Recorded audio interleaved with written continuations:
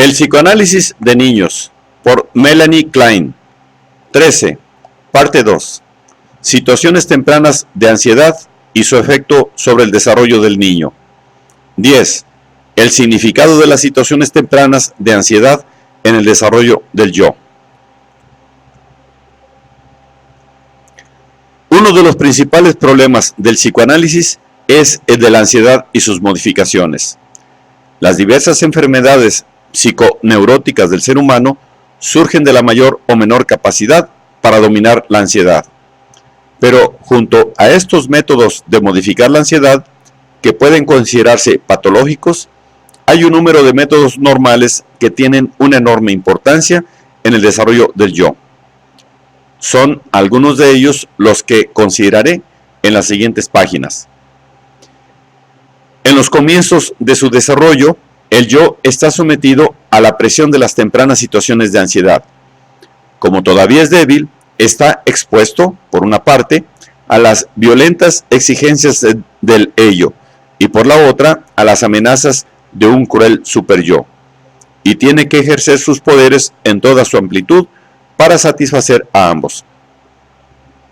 La descripción que Freud hace del yo: una pobre criatura sometida a tres amos y consecuentemente amenazada por tres diferentes peligros, es especialmente verdadera tratándose del débil e inmaduro yo del niño pequeño, cuya labor principal es dominar la presión de la ansiedad subyacente. Aún los niños más pequeños tratan de vencer en su juego las experiencias desagradables. Freud describió cómo un niño pequeño de 1 año y medio quiso resarcirse del acontecimiento doloroso de la temprana ausencia de su madre, arrojando un carretel de madera que estaba atado a un hilo, de modo de hacerlo desaparecer y aparecer una y otra vez. Freud reconoció en esta conducta una función de general importancia en el juego del niño.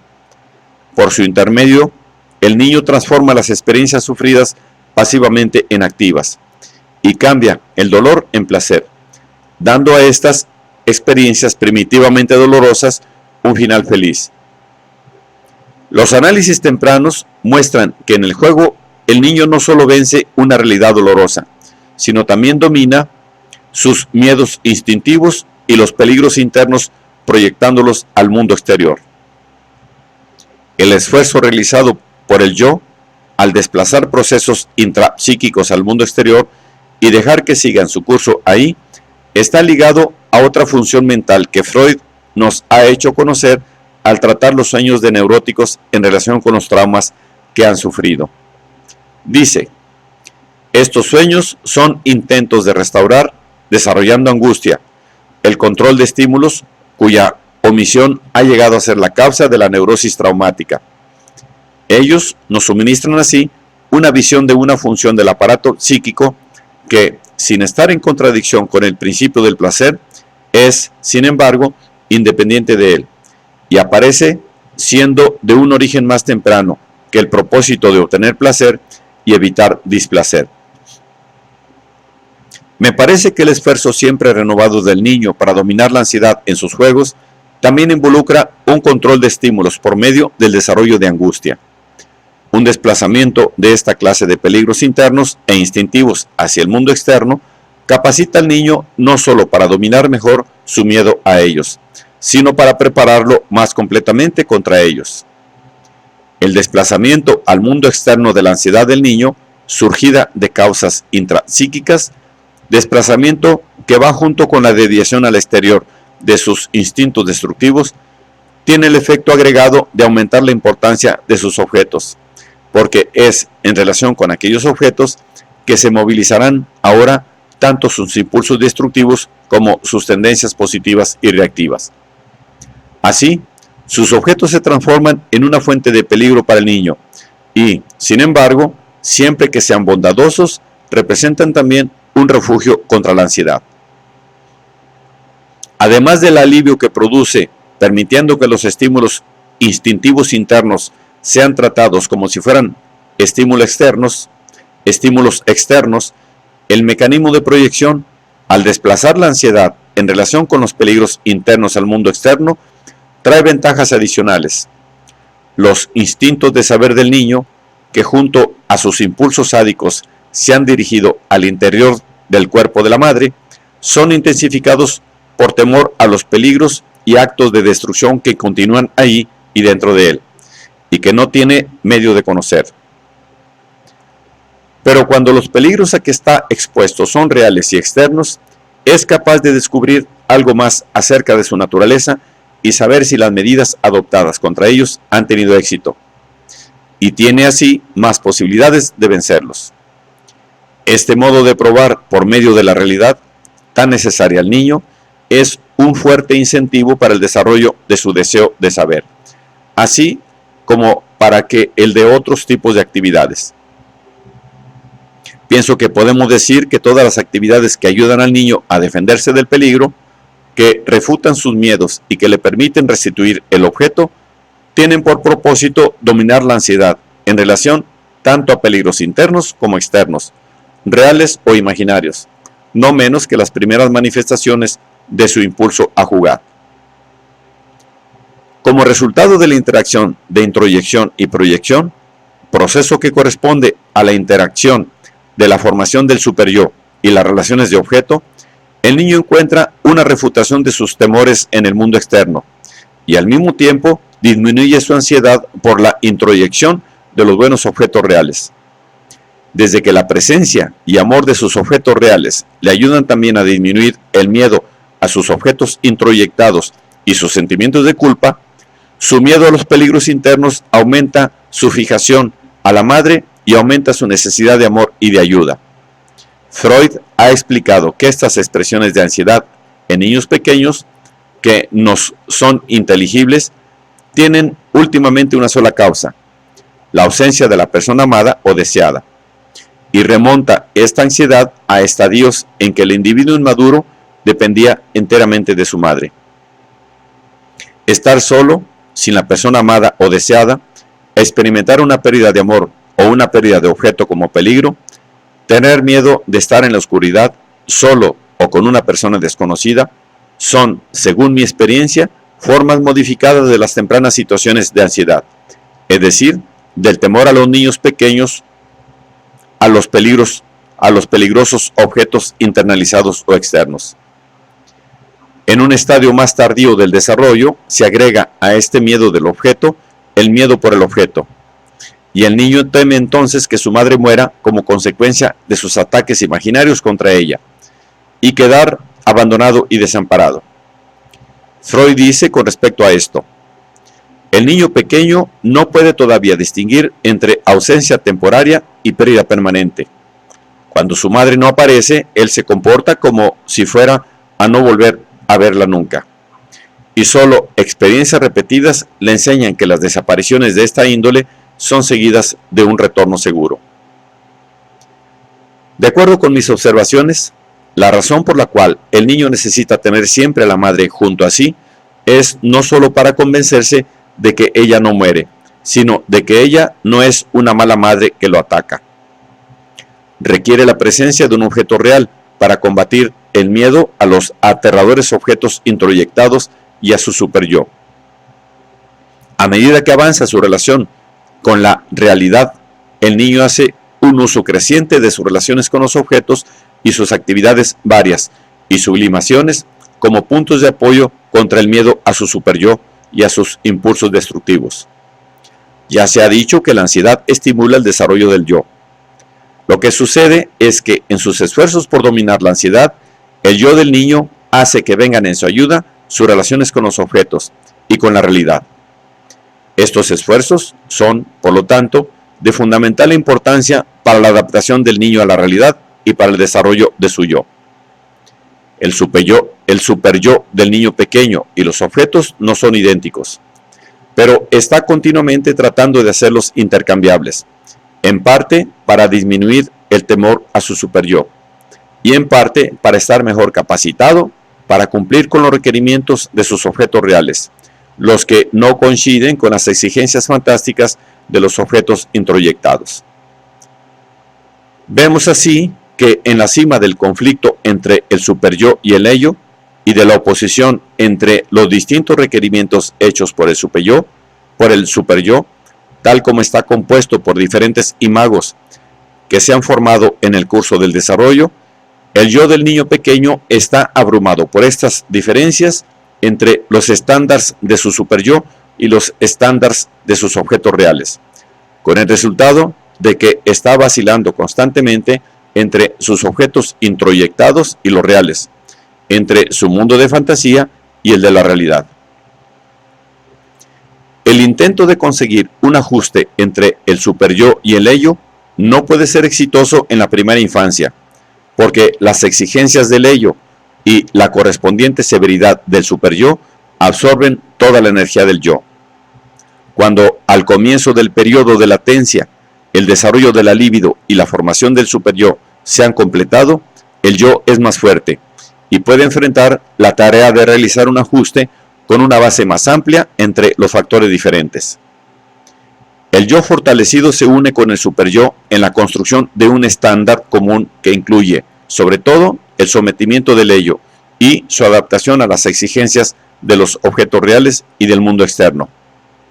En este periodo de su desarrollo, el ideal del yo del niño es el chico bueno, bien educado, que satisface a sus padres y maestros. Esta estabilización, sin embargo, es quebrada en el periodo anterior a la pubertad, y especialmente en la pubertad misma.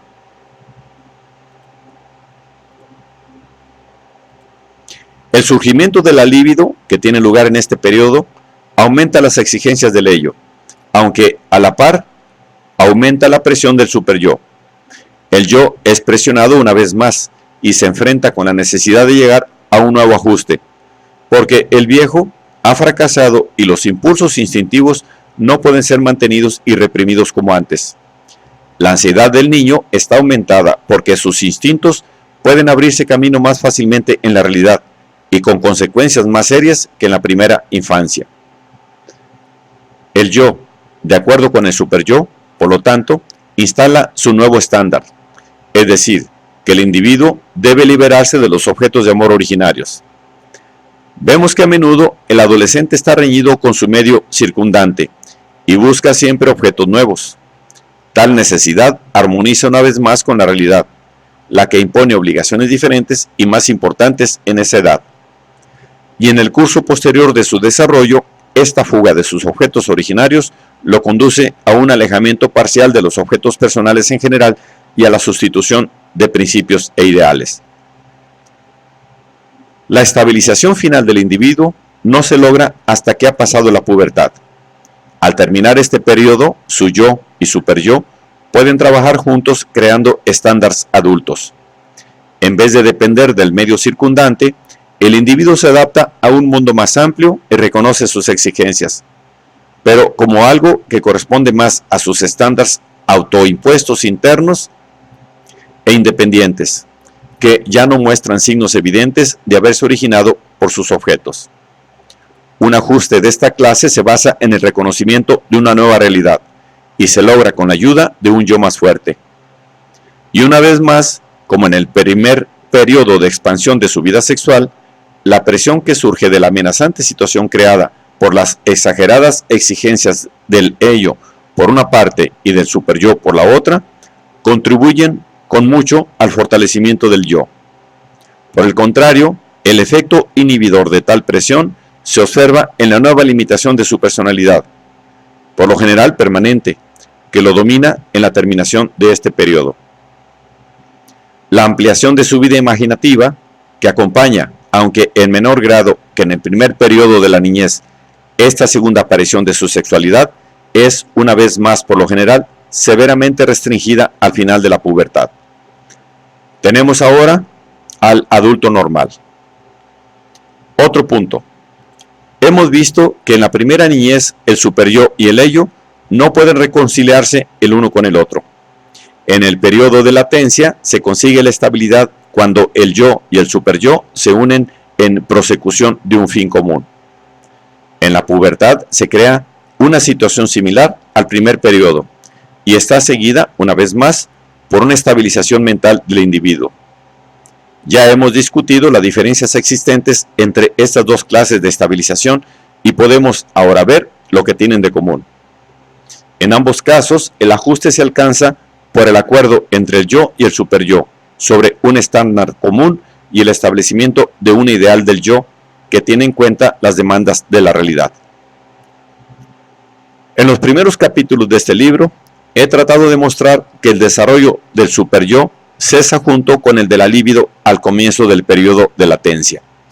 Querría ahora recalcar como un punto de importancia capital que lo que debemos considerar en los distintos estadios que siguen a la declinación del complejo de Edipo no son cambios en el superyo, sino un desarrollo del yo que involucra una consolidación del superyo. El proceso general de estabilización que ocurre en el niño durante el periodo de latencia se efectúa, creo, no por una alteración real del superyo, sino por el hecho de que su yo y superyo persiguen el fin común de lograr una adaptación al ambiente y adoptar ideales del yo pertenecientes a este medio ambiente. Debemos ahora pasar de la discusión del desarrollo del yo a considerar cómo se produce este proceso en relación con el dominio de las situaciones de ansiedad que han sido señaladas como uno de los factores esenciales para que se produzca. He dicho que la actividad de juego en el niño pequeño, al constituir una fuente entre fantasía y realidad, le ayuda a dominar sus temores a los peligros del mundo interno y externo. Tomaremos el juego típico de las niñas pequeñas, jugar a la madre. El análisis de niñas normales muestra que estos juegos, junto al cumplimiento de deseos, contienen las más profundas ansiedades correspondientes a las situaciones tempranas de ansiedad. Y que, detrás de este repetido deseo de la niña de tener más hijas, las muñecas, yace una necesidad de consuelo y de aliento. La posesión de sus muñecas es una prueba de que su madre no le ha robado los niños, de que su cuerpo no ha sido destruido por ella y de que será capaz de tener niños. Además, creando y vistiendo sus muñecas, con las que se identifica ella misma, tiene pruebas de que su madre la ama y disminuye su miedo a ser abandonada y quedar sin hogar y sin madre. Este propósito también sirve, en cierto modo, para otros juegos realizados por niños de ambos sexos, como por ejemplo, juegos de amueblar casas y viajes. Estos juegos surgen del deseo de encontrar un nuevo hogar, es decir, de redescubrir a la madre. Un juego típico de los niños, donde se ven bastante claramente los componentes masculinos, es el juego de los carros, caballos y trenes. Simbolizan forjar un camino hacia el cuerpo de la madre. En estos juegos, los chicos efectúan una y otra vez, y con muchísimas variantes, escenas de lucha con el padre dentro de la madre y de copulación con ella. La valentía, habilidad y astucia con la que se defienden a sí mismos de sus enemigos en sus juegos de lucha, la valentía, habilidad y astucia con la que se defienden a sí mismos de sus enemigos en sus juegos de lucha, les asegura que pueden combatir con éxito contra su padre castrador y disminuye así el temor que le tienen. Por este medio y representándose a sí mismo repetidas veces, copulando con su madre de varias maneras y mostrando su valentía en ello, el chico trata de demostrarse que posee un pene y potencia sexual, dos cosas cuya pérdida le ha hecho esperar sus profundas situaciones de ansiedad.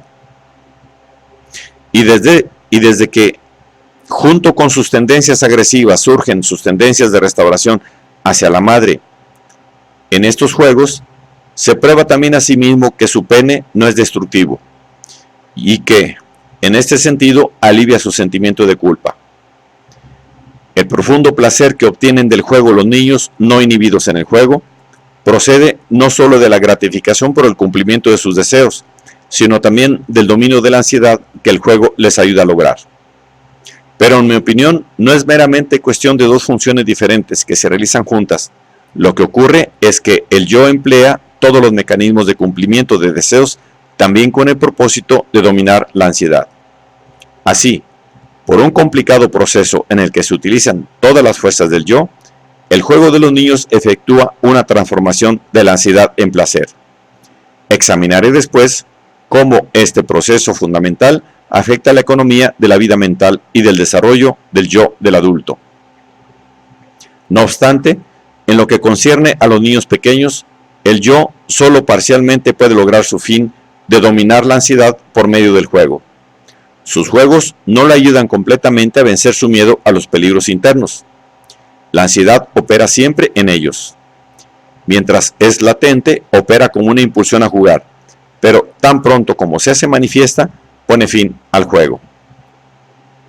Al comenzar el periodo de latencia, el niño domina mejor su ansiedad y muestra al mismo tiempo una mayor capacidad para cumplir los requerimientos de la realidad. Por otra parte, sus juegos pierden contenido imaginativo y, gradualmente, toma su lugar el trabajo escolar. La preocupación del niño con las letras del alfabeto, números y dibujos, que tiene al principio el carácter de juego, reemplaza ampliamente el juego con juguetes.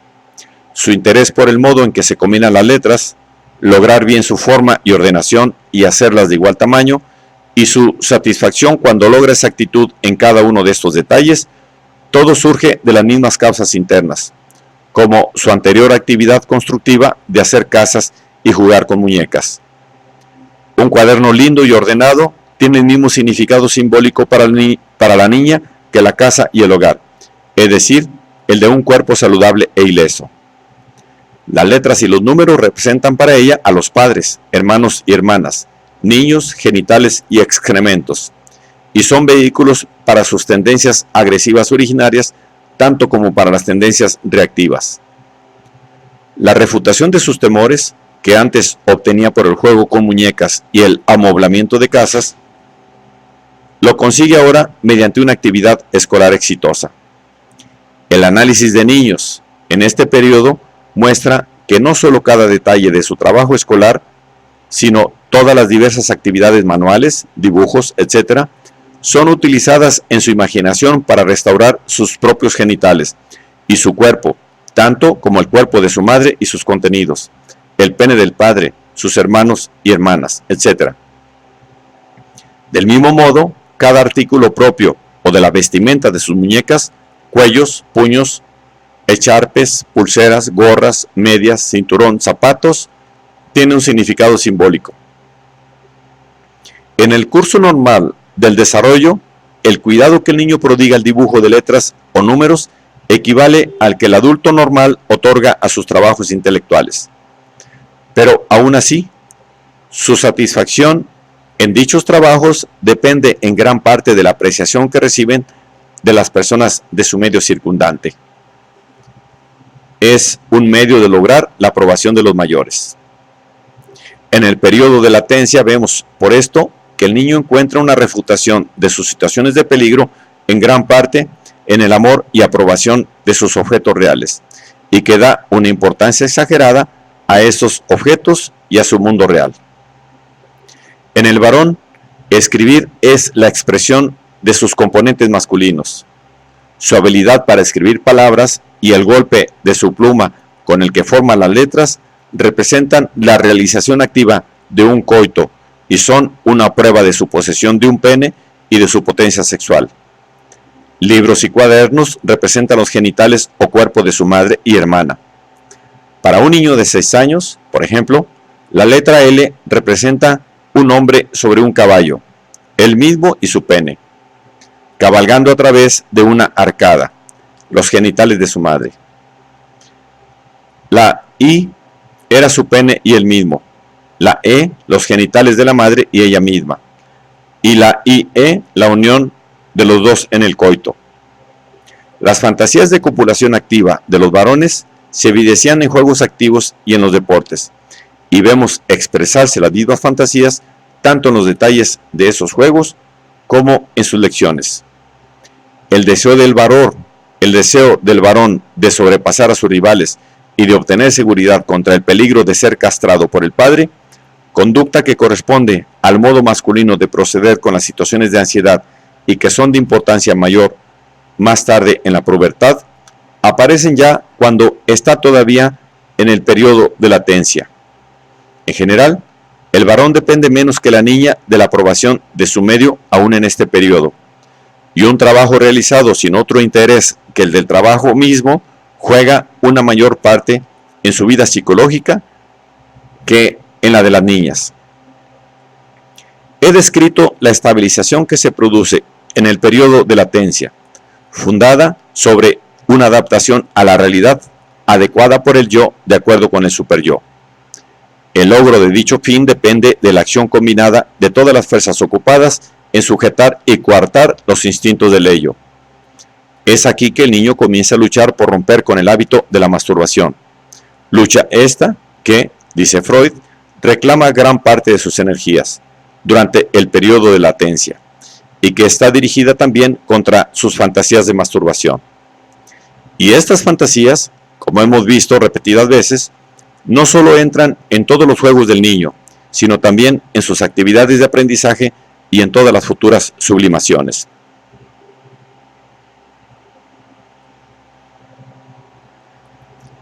La razón por la cual en el periodo de latencia el niño se encuentra con una gran necesidad de aprobación de sus objetos es porque necesita disminuir la oposición de su superyo, que en este periodo tiende a adaptarse a los objetos, a sus fantasías dessexualizadas de masturbación.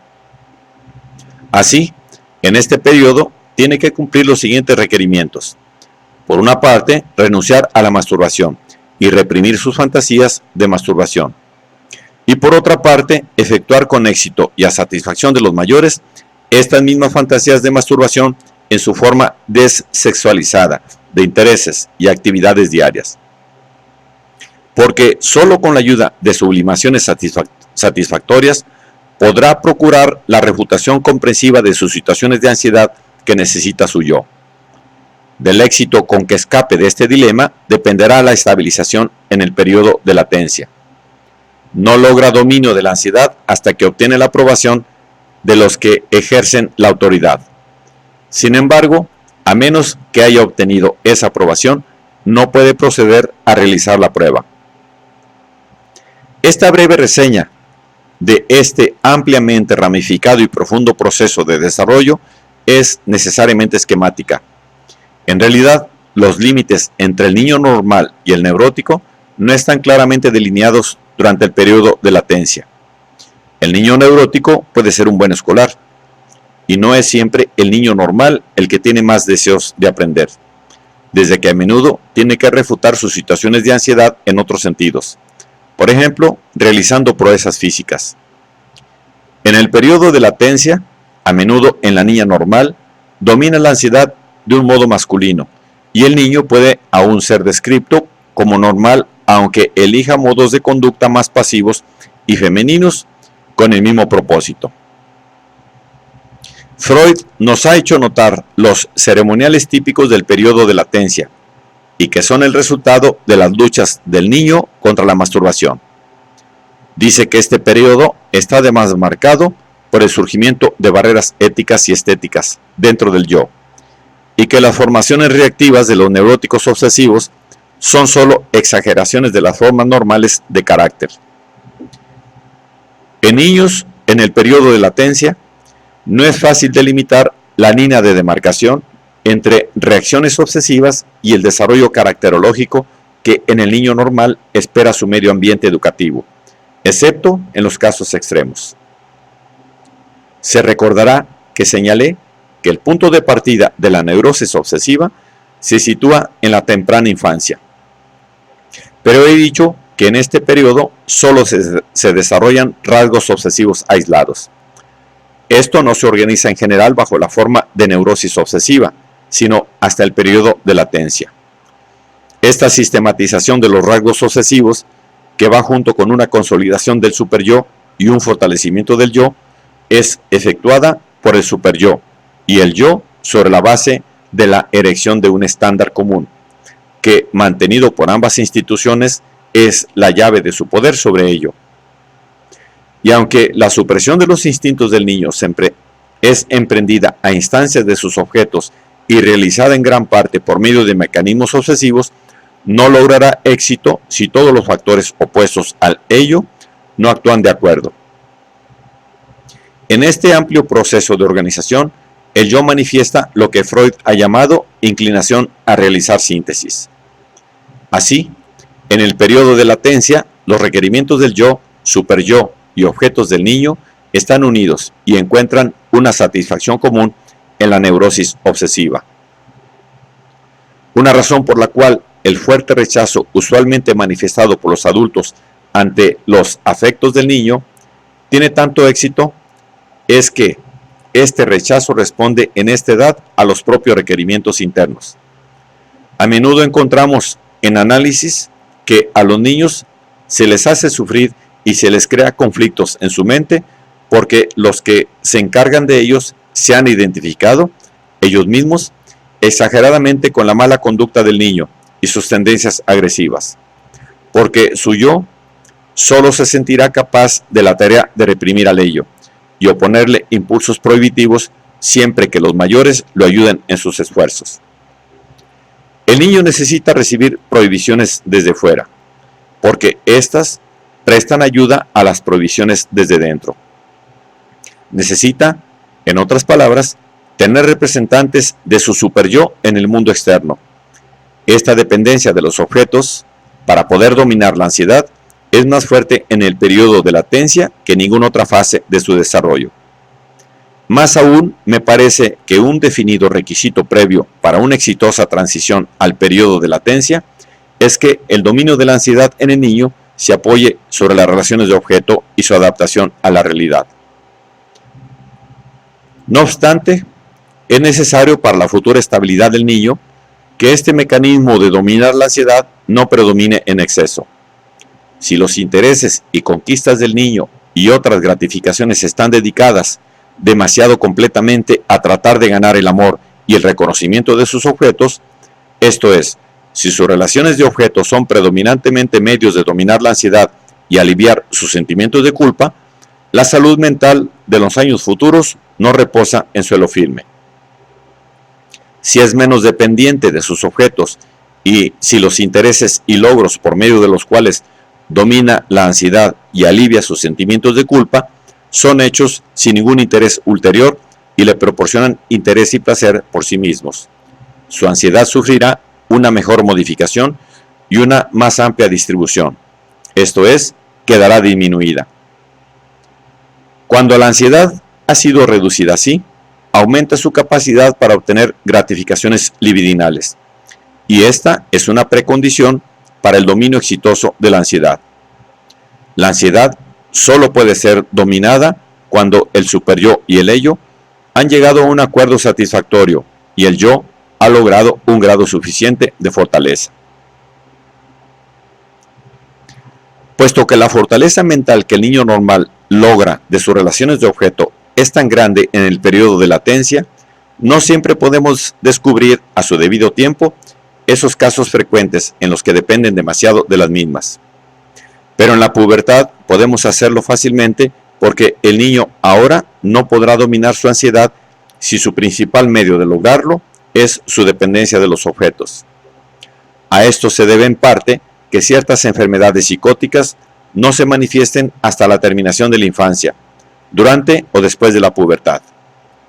Pero si hacemos que nuestro criterio de la salud no solo dependa de la adaptación a los estándares de ese periodo de desarrollo, sino también de la fuerza del yo basada en una disminución de la severidad del superyo y un mayor grado de libertad instintiva, no correremos el riesgo de valorar en demasía el factor de adaptabilidad en el periodo de latencia, como indicio de buen desarrollo y futuro bienestar mental real del niño. Freud dice que la pubertad marca un periodo decisivo en el desarrollo de la neurosis obsesiva y que en esa época los impulsos agresivos de la primera infancia despiertan nuevamente por una parte y por la otra una mayor o menor proporción de los impulsos libidinales. En el peor de los casos, el total de ellos son impelidos a tomar el camino predestinado de la regresión y reaparecer como impulsos agresivos y destructivos. Debido al disfraz de los impulsos eróticos y a poderosas formaciones reactivas del yo, la lucha contra la sexualidad se continúa ahora bajo la forma de problema ético. En el muchacho, la aparición de una nueva imago paterna idealizada y de nuevos principios, junto con el aumento de demandas que el niño hace a sí mismo, le ayudan a alejarse de sus objetos originarios.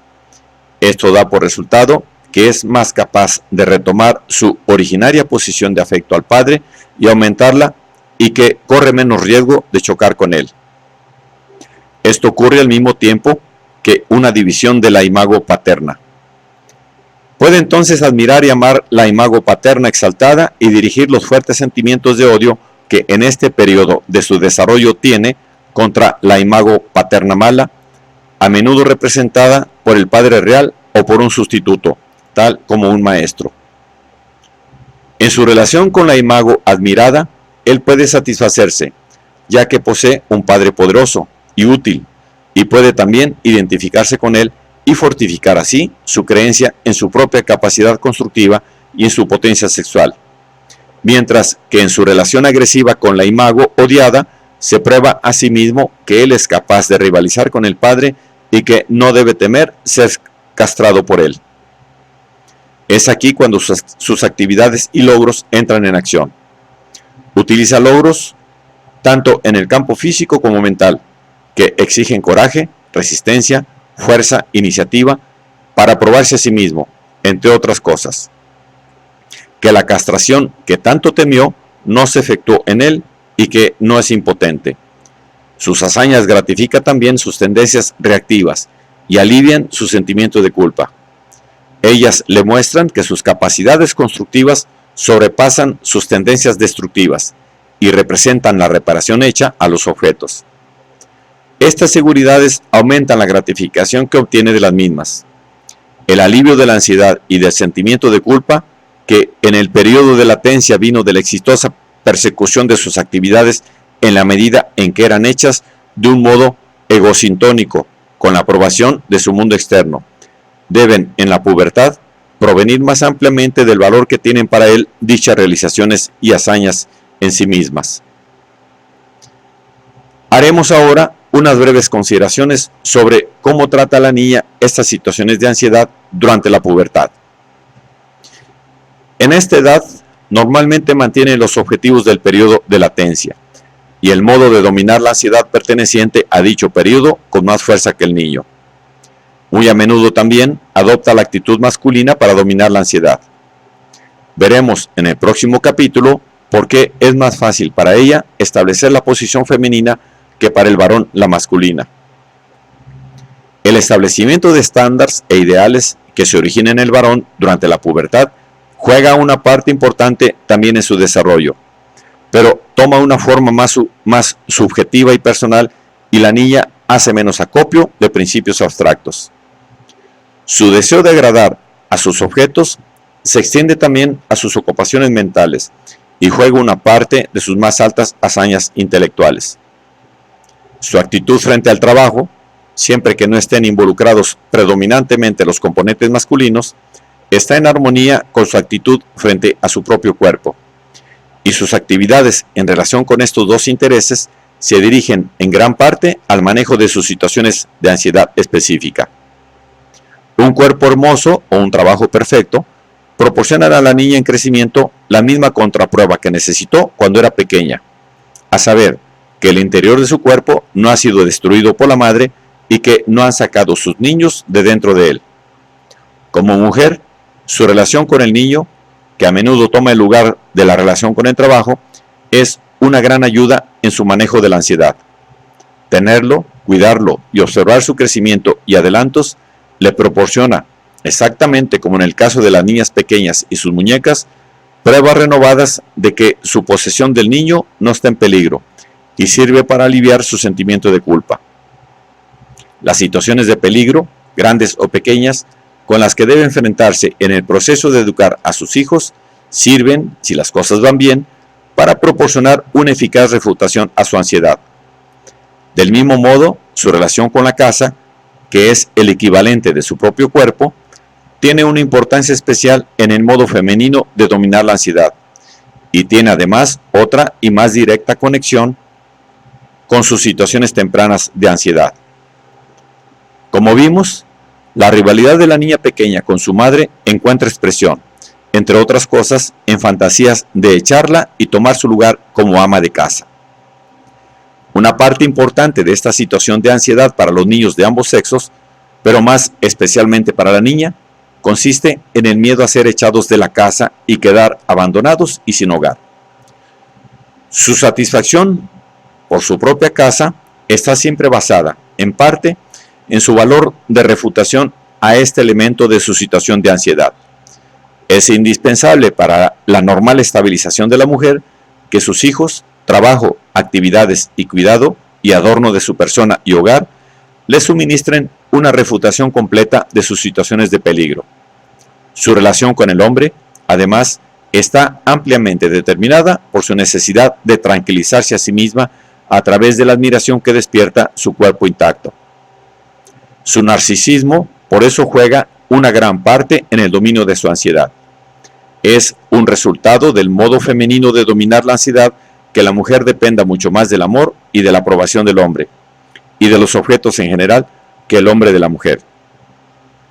Pero el hombre también busca en sus relaciones amorosas una tranquilización de su ansiedad, que contribuye en gran parte a la satisfacción sexual que obtiene de ella. El proceso normal de dominio de la ansiedad parece estar condicionado por cierto número de factores, en el cual los métodos específicos empleados actúan en conjunción con elementos cuantitativos, tales como cantidad de sadismo y ansiedad presentes, y grado de capacidad poseído por el yo para tolerar la ansiedad. Si estos factores interactuantes logran un cierto óptimum, sucede que el individuo es capaz de modificar con bastante éxito aún grandes cantidades de ansiedad, de desarrollar su yo satisfactoriamente y aún más que lo común, y lograr salud mental. Las condiciones bajo las cuales puede dominar la ansiedad son tan específicas como las condiciones bajo las cuales puede amar, y ambas están, hasta donde he podido ver, íntimamente ligadas. En algunos casos, que se ven típicamente en la pubertad, la condición para dominar la ansiedad es que el individuo se encuentre con situaciones especialmente difíciles, tales como las que hacen surgir un miedo intenso. En otros es que evite tanto como pueda, y en circunstancias extremas de un modo fóbico, todas estas circunstancias. Entre estos dos extremos se sitúa lo que podemos considerar como una impulsión normal a obtener placer del vencimiento de las situaciones de ansiedad que están asociadas con una ansiedad ni excesiva ni demasiado directa, y por lo tanto mejor repartida. En este capítulo he tratado de demostrar que todas las actividades, intereses y sublimaciones del individuo también sirven para dominar su ansiedad y aliviar su culpa. Y el motivo que las impulsa es no solo gratificar sus impulsos agresivos, sino restituir los daños realizados contra el objeto y reparar su propio cuerpo y sus genitales. También hemos visto que en estadios muy tempranos de su desarrollo, su sentimiento de omnipotencia se pone al servicio de sus impulsos destructivos. Cuando sus formaciones reactivas comienzan a actuar, este sentido de omnipotencia negativa y destructiva lo obligan a creer en su omnipotencia constructiva. Y cuanto más fuerte ha sido su sentimiento de omnipotencia sádica, más fuerte tendrá que ser ahora su sentimiento de omnipotencia positiva para hacerlo capaz de abordar los requerimientos de su superyo con respecto a las reparaciones.